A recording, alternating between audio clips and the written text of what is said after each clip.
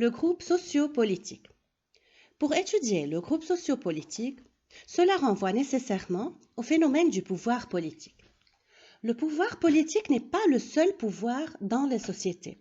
Il existe d'autres pouvoirs, comme par exemple le pouvoir économique, le pouvoir religieux, le pouvoir familial, ainsi de suite. Dans les sociétés actuelles, le pouvoir politique fait référence à l'État qui exerce légalement ce pouvoir. Donc l'État est le groupe politique par excellence qui encadre tous les autres groupes. Les pouvoirs politiques. Il faut bien faire la distinction entre les trois pouvoirs politiques. Nous avons le pouvoir législatif, le pouvoir exécutif et le pouvoir judiciaire. Le pouvoir législatif est formé du Parlement. Donc, c'est l'Assemblée législative qui fait et qui rédige les lois. Le pouvoir exécutif fait appliquer les lois et il s'agit là du Conseil des ministres. Troisièmement, on a le pouvoir judiciaire qui est formé des tribunaux et ce sont donc ceux qui jugent les personnes qui ne respectent pas les lois.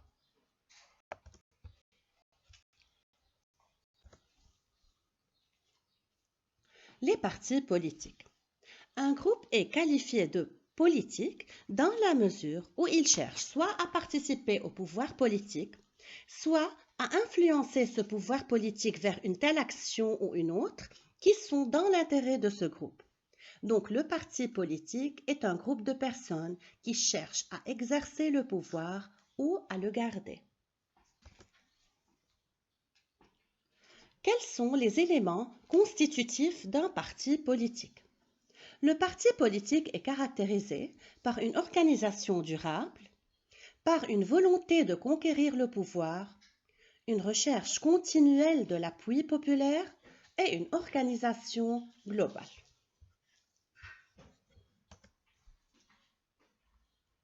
Expliquons les caractéristiques d'un parti politique. Première caractéristique, organisation durable. Ça veut dire que le parti politique doit survivre à son fondateur ou à ses fondateurs. Sinon, il ne s'agit pas d'un vrai parti politique. Deuxièmement, la volonté de conquérir le pouvoir. Un parti politique ne se contente jamais d'influencer seulement les instances du pouvoir, mais son objectif est d'exercer lui-même le pouvoir politique. Troisième caractéristique, c'est la recherche continuelle de l'appui populaire. Et lorsqu'on dit appui populaire, c'est-à-dire c'est l'appui populaire qui est surtout électoral.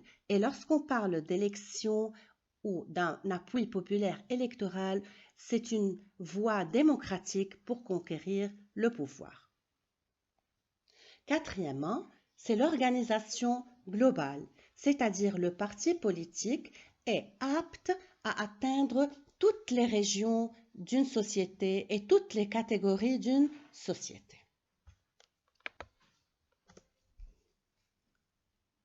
Passons aux fonctions des partis politiques.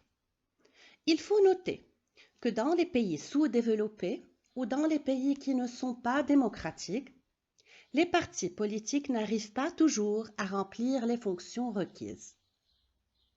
Première fonction, le parti politique doit préparer les responsables politiques et les présenter aux différentes élections, comme par exemple les élections législatives, régionales, municipales, ainsi de suite. Le parti politique doit élaborer un plan de travail qui clarifie le choix des électeurs lors des élections. Troisièmement, le parti politique est la porte-parole de la masse électorale pour réaliser ses revendications. Donc, on peut considérer là que le parti politique forme un groupe de pression pour réaliser les aspirations et les revendications de la masse électorale que ce parti politique représente.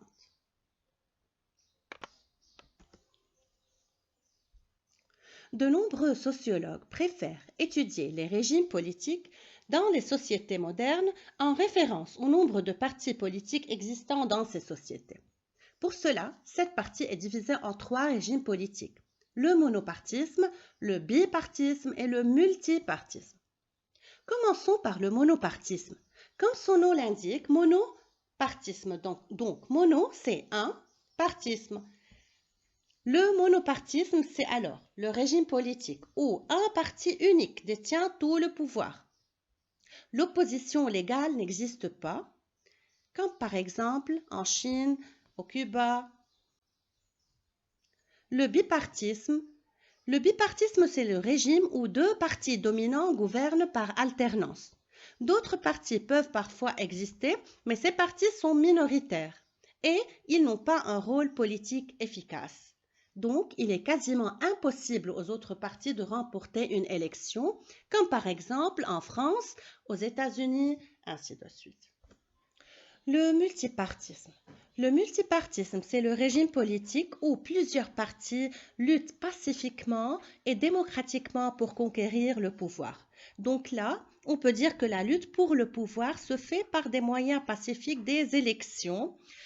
Bien sûr, l'opposition est légale et elle est nécessaire. Les libertés publiques, les libertés individuelles, les libertés collectives sont officiellement et effectivement reconnues et protégées.